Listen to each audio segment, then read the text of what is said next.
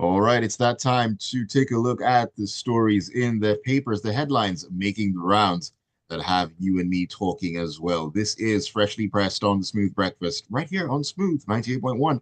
We are your love music, love live station. It is 31 minutes past 7 a.m. on a Thursday morning, 24th day of April 2025. Just 6 days away from May the 1st. It has been quite the year so far, and it has been quite the morning as well. It's been great music leading you up until this point, getting you ready for what we have come to do. My name is Ayokunmi, and of course, it's going to be an interactive session. So that means that you can join us by sharing your thoughts with us on WhatsApp. Send those messages in. Let us know what you are thinking. Let us know your opinions and, of course, your perspectives on the stories we'll be talking about this morning.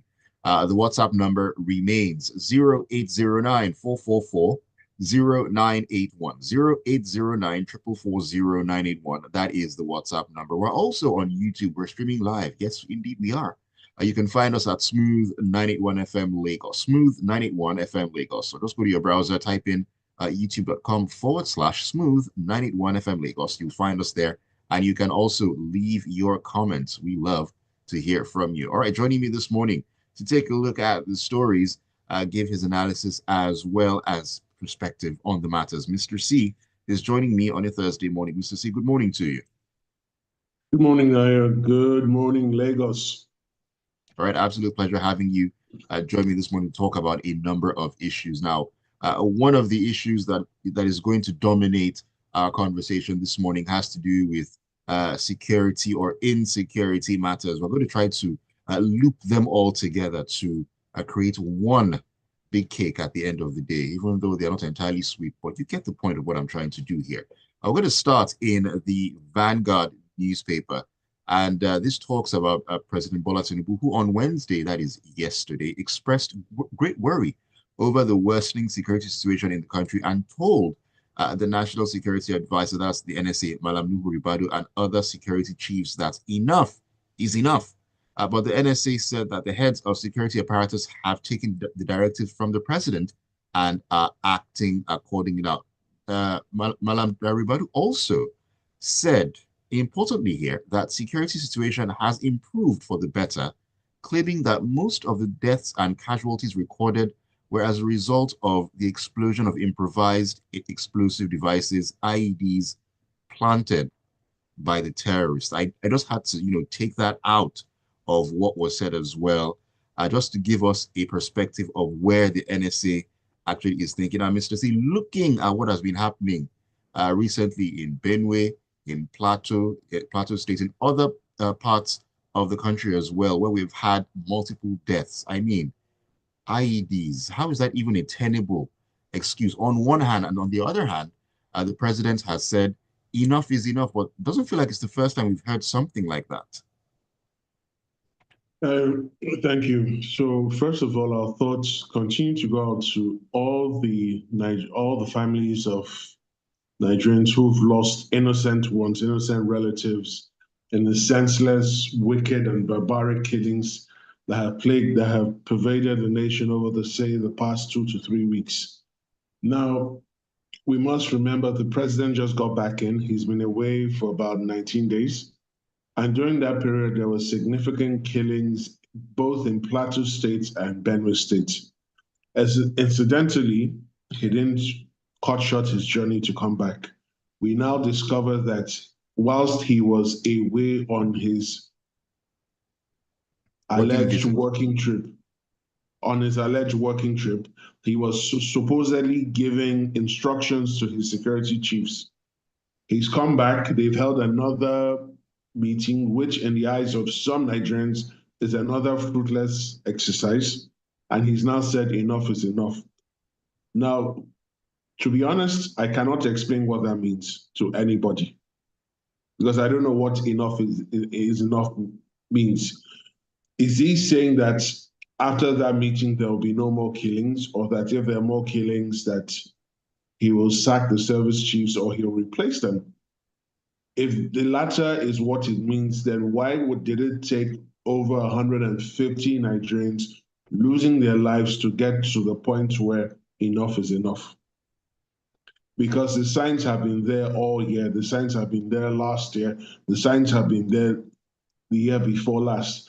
And we cannot stop reiterating the fact one of the major drivers for the surge in this sort of terrorist activity by non-state actors is the economic landscape. A lot of people are suffering tremendously. AY, I can comfortably tell you that at least 80 to 100 million Nigerians went to sleep last night without having a meal. That simple. They've woken up today, still not sure where the meal is coming from. Now, the NSA is saying that there has been relative peace. In what part of Nigeria? Is he referring to the metropolitan cities? If yes, he's partly correct, but that's a disingenuous statement because there hasn't been relative peace. We know a number of states for the past 2 to 3 years, it's been one form of crisis to the other. In fact, the former President Buhari, had to relocate from his home state, Katsina, to Kaduna. Why? Insecurity. They will never admit it, but that's what happened.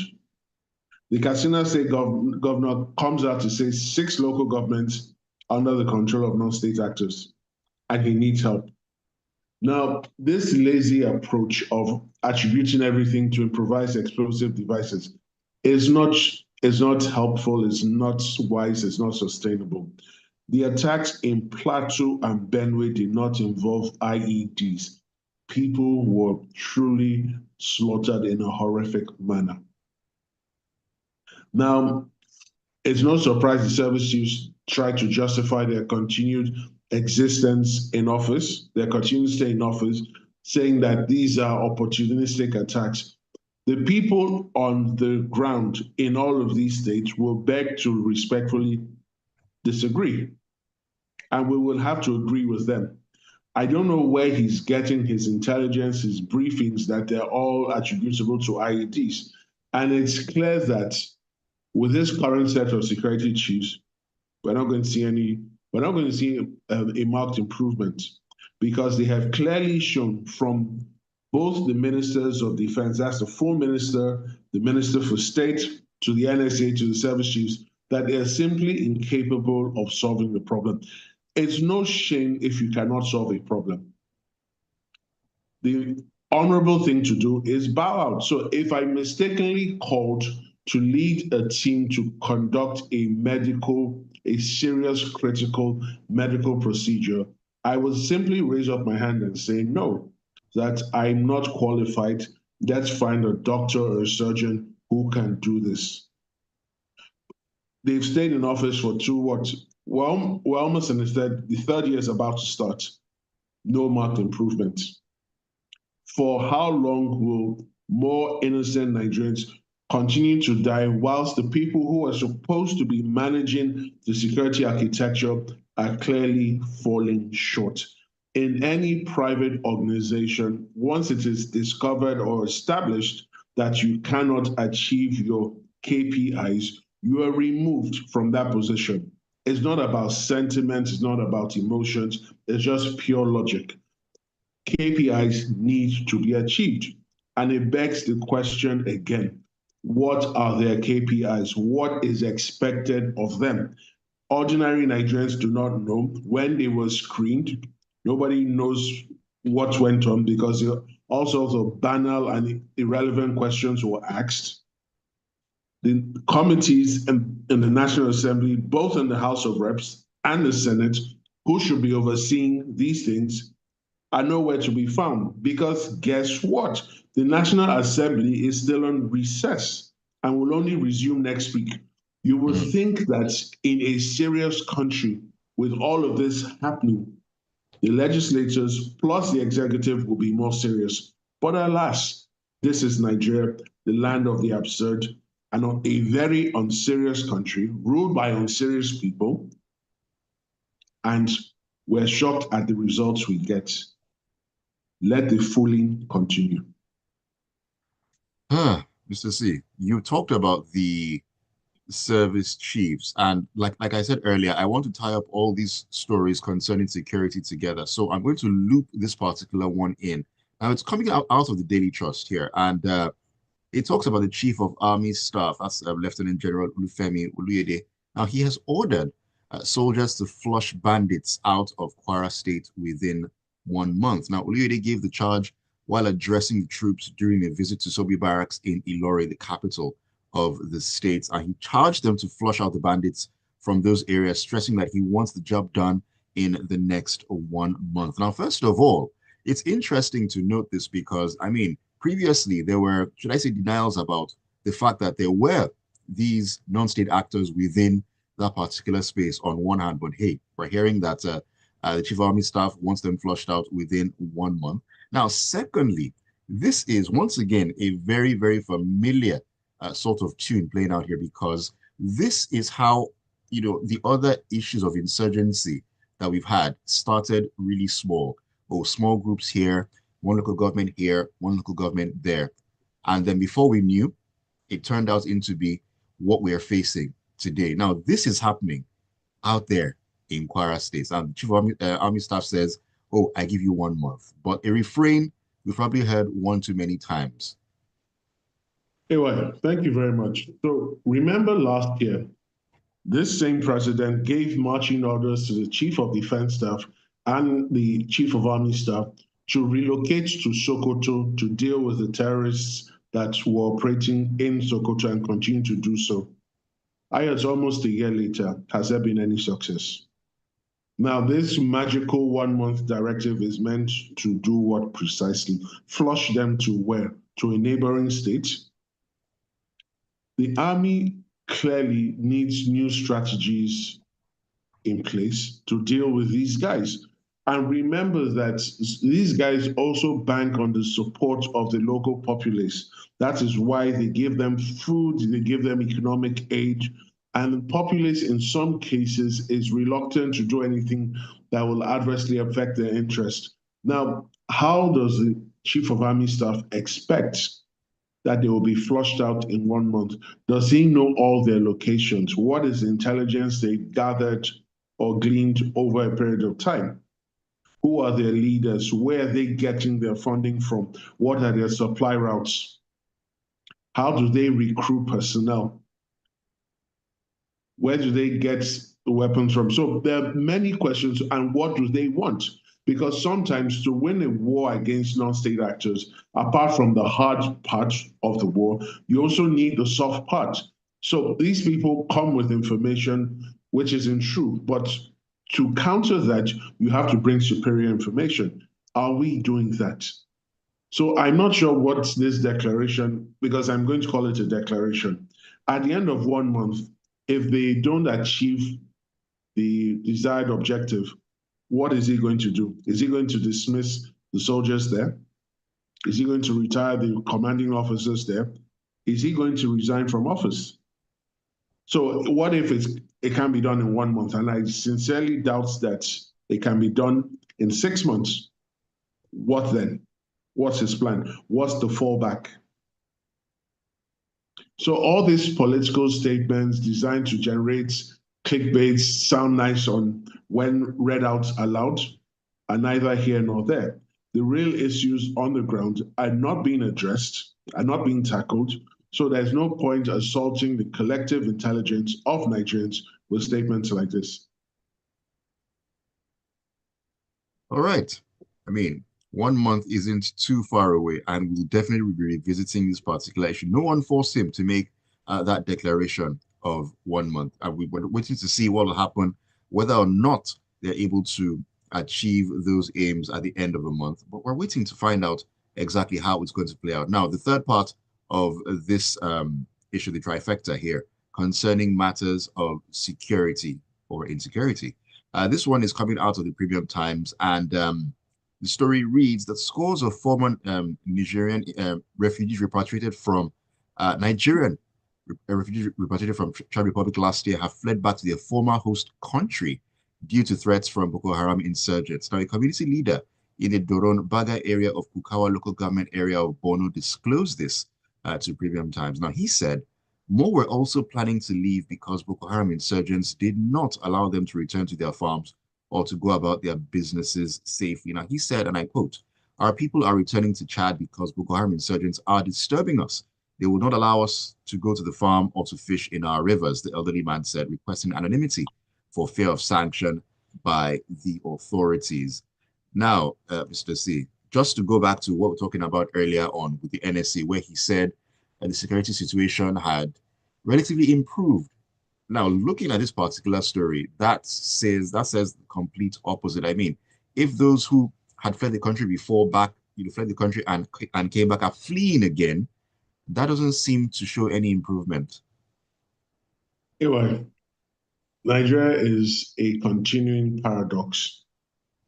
I happen to know people from Borno State, and when they go home, they describe to me what happens. On certain parts of certain highways, at one end, find soldiers of the Nigerian army with checkpoints. Proceed further in front, you then find checkpoints manned by Boko Haram, and you will pay. You pay at either checkpoint to pass through. Now, we've continually said on this show, there are portions of Nigeria that are not governed by the recognized state actors. They're rather governed by non-state actors. And this is another example. The people returning were in charge for almost 10 years because of the Boko Haram conflict. They were resettled. They were brought back sometime last year. At some reception, the governor gave them 200,000 naira each. And that was that. No schools, no hospitals, absolutely nothing. And you tell them, go back and restart your lives.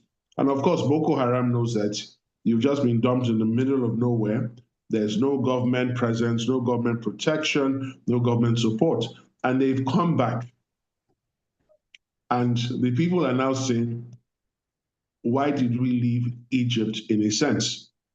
Chad may not be the greatest country on earth, but the country that we're supposedly from, that we owe allegiance to, simply cannot look after us. And they did compare and contrast life in Chad and Nigeria. And it was so shameful to read that in Chad, if they were sick, they would get immediate prompt medical treatment. There were schools. And when we say that portions of Nigeria under the control of non-state terrorist actors, supporters of this present administration will say it's not true. In Kebbi State, or is it Zamfara State, certain communities that were established to have colluded with the authorities in trying to attack the non-state actors have been fined 60 million naira, which they have to pay. Anyway, these are agrarian communities where there's no serious business going on. And that money, believe it, will be paid. So again, what are we doing? Because we can't be pretending to address the problem in bits and pieces. It has to be a collective analysis. But again, the people in the center don't seem to understand what the issues are, and don't seem to have the political will required to resolve it. So sadly, you and I will continue to analyze stories along with the fellow analysts anytime the non-state terrorist actors act again or strike again. Well, it gets to a point where I think it has gone beyond the point where it's extremely exhausting. You know how there's a particular problem that there seems to be a semblance of the understanding of how to deal with said issue, but over and over again, it's never actually dealt with. You skirt around the problems, you dance around the issues. We've talked about the lack of political will to deal with this particular problem, and nothing ever changes. I mean, where exactly is this taking us as a people and as a country? The fact that we have these issues, we seem to know the solution to these issues, but all we have are performative stances and statements and so on and so forth, where we repeat the song and dance every single time. It's like rinse and repeat. Where does this take us as a country? It doesn't take us very far, and it's a stark indictment of the quality of leadership that Nigeria has continued to receive over the years. It would seem that with each successive administration, the bar of leadership gets even successively lower, and there seems to be no end in sight. And we're looking at it from the executive level to the legislative level. It's really a hot mess. We have so many individuals in positions, corridors of power that simply have no business being there. And sadly, they continue to remain there. And for as long as a nation continues to have its not so good members in places of authority, nothing great can be expected. Hmm. Let me take one message or two before we get into the next story. This is Steve Ikelu. He's in Maryland, and he says, Nuhu Ribadu as the National Security Advisor is a disappointment. Must you wait for the president to return before discharging his duties? The president meeting with security chiefs is mere window dressing, a mere routine. Nothing changes, unfortunately. May God help this nation. Ajayi Olonilua in Magodo Jerry Sherry says, it's not enough for the president to continue to issue orders to his security chiefs. In a crisis situation like this, a more competent president will be locked in the situation room with the security cabinet until a solution has been found. Well, Jay, once again, this is No, Nigeria. he won't be locked in because the odds are on that on Saturday he will be in Rome for the burial of the Pope. Oh, well, today is Thursday. Let's see. Let's see. We still have a couple of hours before the day is over. Let's see whether or not that is going to happen. But Mr. C, I mean, I wouldn't mind taking you on that one, but my fingers are Okay. crossed. All right, Okay.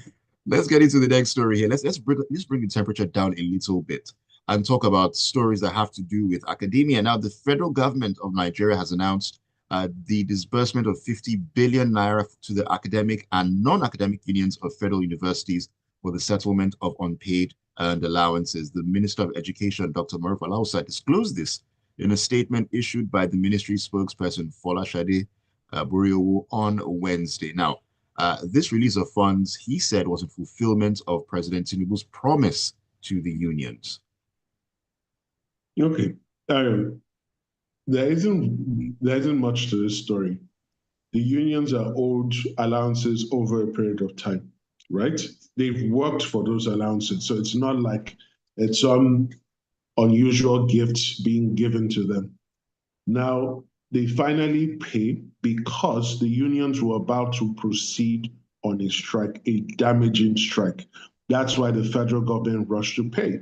Now, what I find very puzzling is the statement that was issued, and I'm going to read as follows. The move stands as yet another testament to Tinubu's unwavering commitment to fundamentally transform Nigeria's education sector.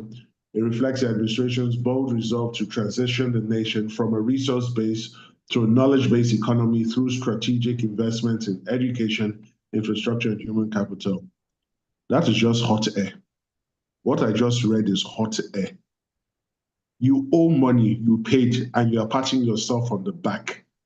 What was your plan? Not to pay? But the thing is, Mr. C, I mean, a lot of these monies, probably were from previous administrations, not necessarily this one. So are you convincing me that none of that money came from this administration's tenure? Now, put that aside. They've talked about his desire to move Nigeria from a resource-based economy to a knowledge-based economy. Has this started? If the answer is in the affirmative, when did it start? Where did it start? What is the plan or the proposed course of action for this to happen? What are these strategic investments in education, infrastructure, and human capital? They've been licensing all sorts of universities. Nigeria has, I've even lost count of the number of universities we currently have, but I'm pretty certain it's over 300. Now, the question is, how many of these universities are actually competent to deliver what it is they purport to deliver? The federal universities have been crying for investments for a very long time. Yes, we have the Education Trust Fund, which will soon be abolished once the tax reforms are completed. But beyond all of that, where are the strategic investments being talked about? Does Nigeria look or sound or feel like a country moving from from a resource-based economy to a knowledge-based economy, where we have people in positions of authority that cannot read words written in simple English, that cannot express themselves coherently in simple English, that are adverse to reading. So beyond declarations, what is the actual proof? What is the actual evidence of any of these things happening? And I dare to say that I'm not aware of the evidence. If anyone is, feel free to send in a comment. Feel free to send in the comments if you have said evidence. All right, let's move swiftly on to the story in the Vanguard before I take the rest of your messages. You can keep them coming in once again on 0809444091. That's the WhatsApp number. Now, this is coming out of the Vanguard. Now, Air Peace Airlines has announced the suspension of all its flight operations nationwide with immediate effect due to the ongoing strike by the Nigerian Meteorological Agency, that's NIMET. Now, in a statement by the airline, it said the decision is necessary because NIMET is the agency responsible for issuing the CNH, as the current nowcast of hazardous weather reports, which are critical for safe landings, especially during the season of heavy rainfall and thunderstorms. Without these reports from the control tower, flight safety cannot be guaranteed. So, NIMET being on strike, and they're actually backed by three industry unions: the National Union of Air Transport Employees, the Amalgamated Union of Public Corporations, the Civil Service Technical and Recreational Services Employees, and the Association of Nigeria Aviation Professionals. So, Mr. C, NIMET is, hands in the air, and Air Peace also have decided we cannot fly, we cannot guarantee safety. Give us some perspective on this one. Okay, so very quickly, NIMET should not have been allowed to proceed on the strike, not from the perspective of the critical union or anything of the sort. Rather, what they're asking for is so basic, so pedestrian. I'm truly ashamed as a Nigerian that the strike was still allowed to go on. They should have addressed their concerns. Now, Air Peace took the most responsible route. Look, if these guys are not working, we're not flying. Because when an aircraft crashes, the liability that immediately arises can cripple the airline to the point that it's no longer operational. You just need to think of some of the airlines that operated in the past in Nigeria that had one crash, two crashes. There was a particular airline that had two crashes, and that was it. So kudos to Air Peace, and it's then very puzzling. How are the other airlines operating? With what information are they flying? Because Air Peace doesn't want to take any chances. They know what will happen if any of the aircraft were to fall down or were to crash. And it begs the question, if the civilians are on strike, were the equivalent members in the armed forces brought in to man the stations pending when they can resolve the issues with the civilians? Again, the Minister for Aviation, he's been doing a good job. He's one of the few bright lights in this administration, but I'm not sure why NIMET is still on strike. They should quickly attend to them. But very smart move from Air Peace, and the others should follow suit. Do not fly until these guys are back. You're playing with danger. You're playing with the lives of hundreds, if not thousands, of Nigerians and non-Nigerians. And it will be really tragic and regrettable if a plane were to crash while this NIMET strike is ongoing. Common sense would dictate that the airlines prioritize safety over profit. I mean, don't be penny wise and pound foolish. Air Peace doing what it is they're doing. They want to make money as well, but they know the consequences of more or less flying blind. It makes absolutely no sense. All right, let me take the rest of the messages as we wrap up on Freshly Pressed this morning. Jerry says, good morning to you, Jerry. He says, please let the Nigerian president know that they can fool some people sometimes, but they can't fool all the people all the time. The charge was so vague and lacks credibility of any sort. Watching the Chief of Army Staff, you can see so much unseriousness. It's so sad. Yet you see politicians migrating to this same ruling party that has nothing to offer. Jerry, one word, politics. That's what it's all about. Dapo from Ibora says, to avoid all the speculation and skepticism about terrorism in the North, the political games being played there have external backing and funding. What has happened to the list of over 400 terrorist sponsors? I'm asking once again. Okay. We hear that Sambisa Forest has one of the largest reserves of californium, which is the most expensive mineral in the world. When you're sitting on a gold or diamond mine, contention and animosity is the resultant effect. Huh. All right. Thank you for that, Dakwa. Make of it what you will. Tony Nikeja says, these days, the heavily regulated audio position we hear about only come from news anchors and their analysts. Everyone else in this country is on sleep mode. Yet things are getting out of control. The opium that the Nigerian politicians are using on Nigerians is very potent. Okay, let me see. This is Ibrahim Zakaria, and he says, good morning. Good morning to you, Ibrahim. I'm beginning to believe that for one to get appointed into an office of this present administration, you must possess a doctorate degree in lilology. Really?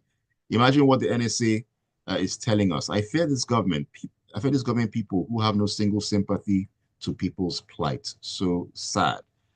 Tony Marine Beach says, let's start connecting the dots. In a viral video of a TV interview with the Bauchi governor, we heard the governor saying they've invited Fulanis all over the world to come and occupy uncovered spaces in Nigeria. We also hear the Benue State governor saying the language of the attackers suggests they are from Mali. During the 2015 elections, we knew those invited to this country and how they tried to dialogue with them and settle them with cash. In brackets, we know the story. Even if a village lays ambush and kills the so-called foreign Fulani attackers in the attempt to launch an attack, all the stories will change. This is Nigeria. I've heard that way too many times this morning. And finally, Shola Invia says, how has the Minister of Aviation become a leading light in this administration? What are the KPIs for you to make this particular statement? NIMET is on strike under his watch. Okay.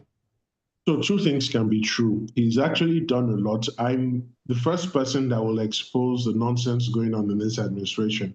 But when you look at the reforms being carried out in the aviation sector, I will testify that he's good. However, he's not 100%. He hasn't achieved 100%. And the clear evidence is this NIMET strike. But let's call it what it is. Where they do good, we will praise them. And where they don't get it right, we will call them out. So when you look at the entire cabinet list, he's still one of the leading lights, along with the Minister for Interior and maybe one or two other ministers. You can't take that away. Comparing him to the rest of his colleagues, he's a leading light. All right. And on YouTube, Kunle Windako says, a peculiar mess. Peculiar mess indeed. All right. We need to call it a morning. Thank you for all the messages. Thank you for always keeping it tuned to Freshly Pressed and, of course, Smooth 98.1. And, of course, thank you to you, Mr. C, for taking the time out to join me on a Thursday morning. Thank you for having me. Lagos, Nigeria, the world. Let's close out the week. Let's have fun. Let's make money, and let's have peace. I agree with every single one of those points. Once again, thank you, Mr. C. Have a great Thursday and a great rest of the week. Keep it tuned to your Love Music, Love Live station, Smooth 98.1. The Grapevine comes up at 8:15. It's all about the entertainment news, gist, and everything. James Silas and Oris will be in for that one.